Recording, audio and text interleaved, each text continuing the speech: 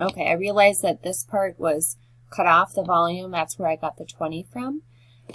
So I was saying the other way that you can solve this, if you can't tell that this is 2, is to do the inverse of times 5 and times 2, you know, one step at a time. So if I would multiply 5 and then 2 by this mystery number, then I can do the inverse and divide by 2.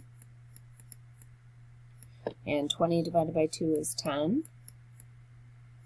And then divide by 5 here.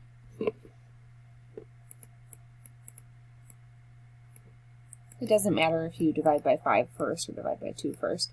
10 divided by 5 is 2. Or you could just look at this and tell that 5 times 2 is 10, and 10 times 2 is 20. So the width has to be 2 inches. Because 5 times 2 times 2 equals 20. This is a rectangular prism. All right, last thing is, well, what if they give you a picture and they say, find the volume of the rectangular prism if the base has an area of 7 and the shape itself has a height of 8. So what they're doing is they're telling you, well, they already found the area of the base here. This base is 7. So this whole thing here is 7. And the height of this thing is 8. So they already multiplied together the 2 dimensions of the length and the width. And they're telling you that that answer is 7. And the height of this is 8. What would the volume be? Well, you would just multiply this times the height. And imagine this is the base. If you multiply it by the height, it would fill it in, fill the volume in. So you would do 7 times 8, which would be 56.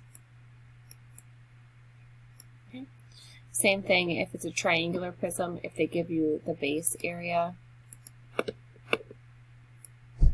is 3.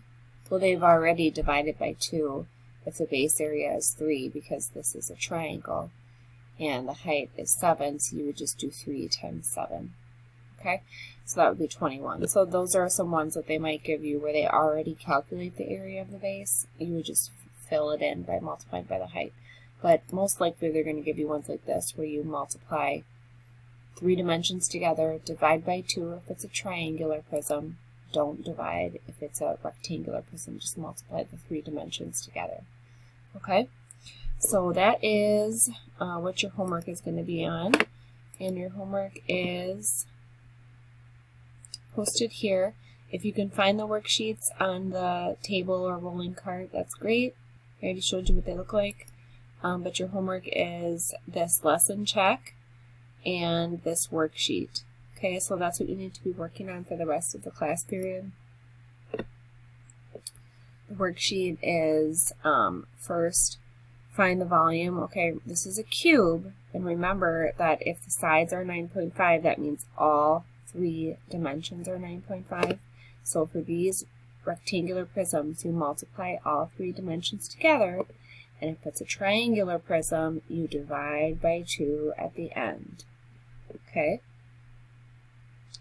And then here we have these cubes that are built together. Remember, you just count how wide, how deep, and how tall it is, and multiply those 3 numbers together. And then for these, you're going to find the missing value. The missing value is this. Excuse me. This is supposed to be an L. I don't know why it showed up as a star. It's like a throwing star. So this is L right here. So in this one, you're finding the length. In this one, you're finding the width. And in this one, you're finding the height. It's the same process. You take 340 and you would divide by 5, get the answer, and then divide by 34 and get the answer, and that will be the missing number. So each time you just take the final volume and divide it by the dimensions you know, and that's your answer. Okay? And the last page is just the answer. So don't cheat. Show your work and do your best.